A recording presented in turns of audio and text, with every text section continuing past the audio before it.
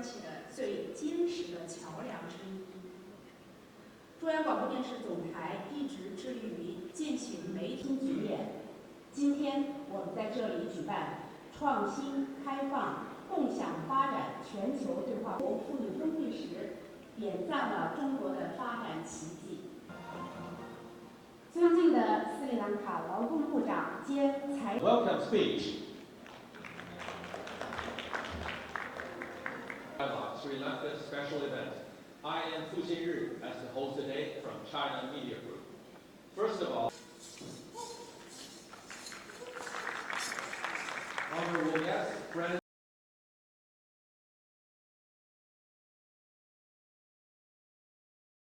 It's a timely and very important dialogue. Within the theme, key components, innovation, openness, and shared development are interconnected. But on the other hand, so there are some constraints which pull it back and creates own problems as well. So therefore we have to very carefully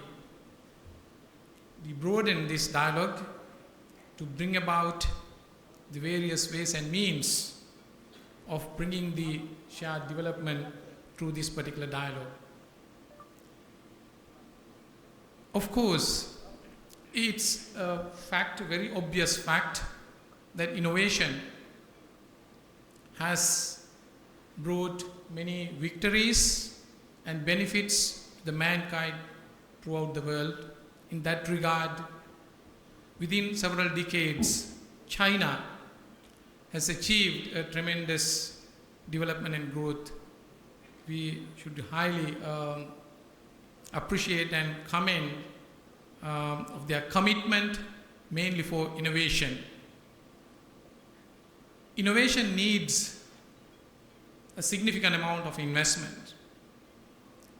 It's a challenge for a country to leverage with innovation as a country, because the investment that you put in innovation cushions you back. So how fast you gain the benefit of this thing? Sometimes some innovations are highly risky. The investment that you made in innovation may be in vain. You may not see results in the short term. So therefore you have to compromise, and you need to leverage it, whether we are going to see these short-sighted benefits or to take a challenge and take a risk and think of the long term, the prosperity and benefit. I think in that regard China has taken a right decision to invest in innovation and the technology, and now we are slowly getting the dividends of innovation.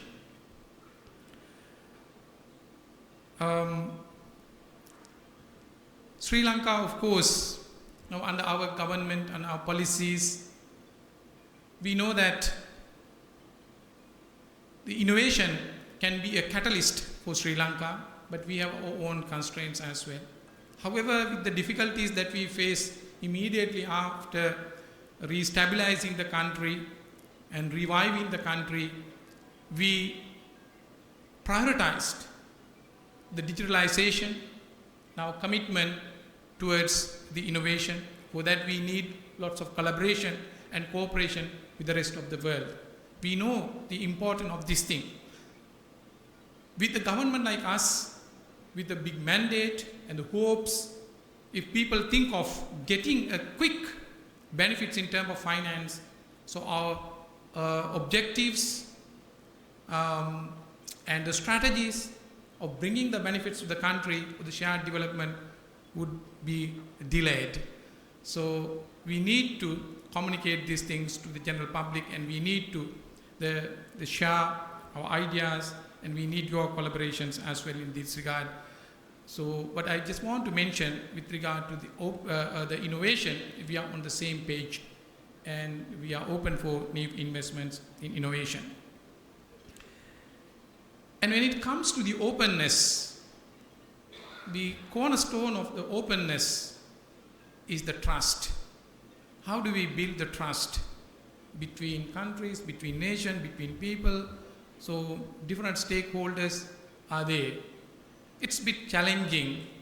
On the one hand, we talk about openness and with the trust, but on the other hand, we tend to, due to some other reasons, maybe internal reasons, geopolitical reasons, or maybe legal reasons, especially when it is connected to innovation, so intellectual property rights, so many issues are there.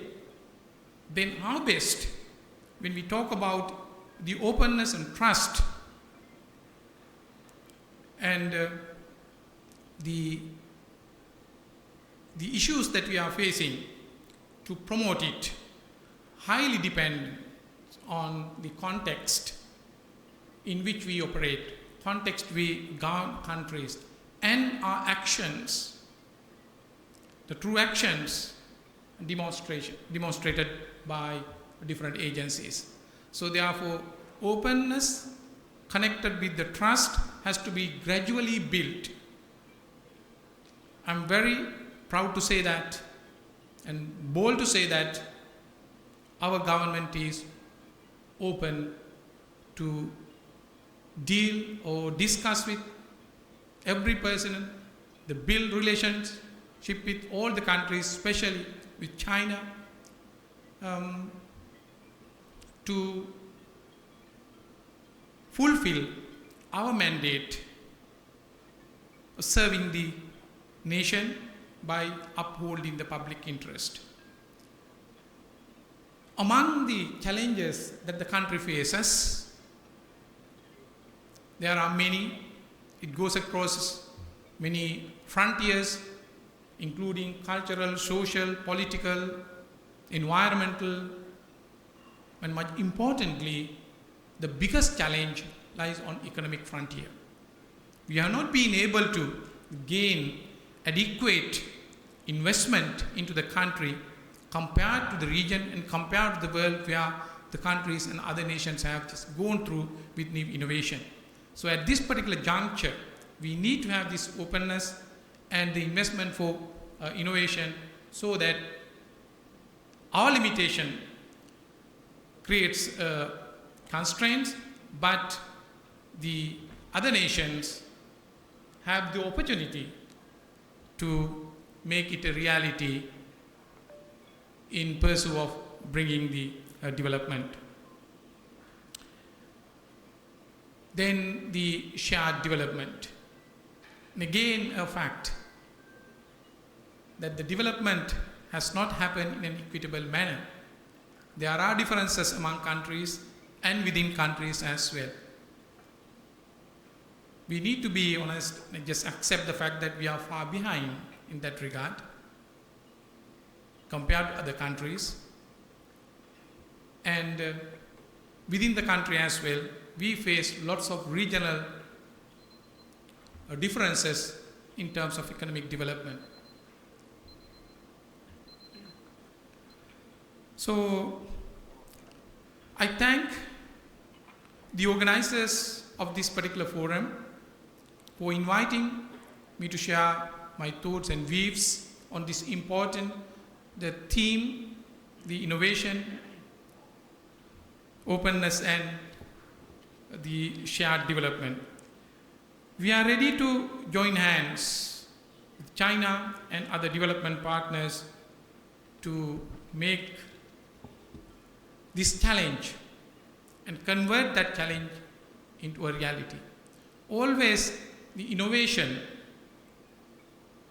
deals with risks and challenges, but at the same time, it creates its own opportunities and potential. So I hope that the way forward is very clear. As we say that innovation, openness, and the shared development should not be limited to mere buzzwords or the themes. We need to take lots of efforts to put that into the practices. Then the the answers to big questions that we are facing at this moment in the world, including these things, and the corruption, crime, drug issues, and the global poverties are at global level. We can contribute to solve this problem at the national level, but that is limited. The final solution rather depends on how best we cooperate at global level. So therefore, we strongly believe that innovation really provides the means of finding solutions for these issues, while the openness connects us, bridges us to face these challenges, and the shared prosperity and the development provides the moral support for us. Together we can build or overcome these challenges. So hence I just conclude saying, let's use this spirit of today's dialogue to express our solidarity, the cooperation and collaboration with China and other development partners, collectively commit to develop a future defined by collaboration, prosperity, and mutual respect to each other. Thank you very much.